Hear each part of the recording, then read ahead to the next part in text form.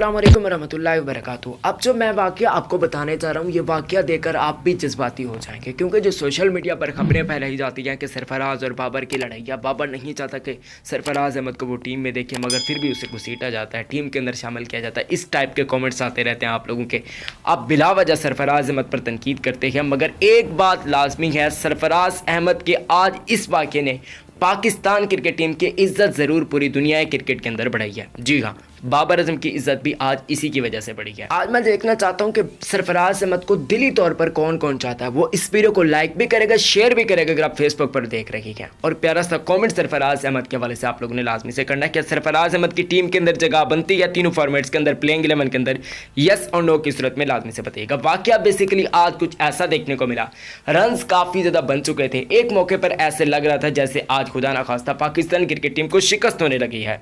एक खिलाड़ी आउट था, 90+ रन करते और सरफराज अहमद को बुलाते हैं बाबर आजम अपने पास। बाबर आजम साहब उनसे मशवरा करते हैं, मोहम्मद रिजवान भी उनके साथ मौजूद होते हैं, और एक मिनी मीटिंग जो होती है ना, उसी ने ही काम करके दिखाया है, क्योंकि फ़ौरन उसके बाद विकटें गिरना शुरू हो गई और सरफराज अहमद का कैच भी वायरल हो गया।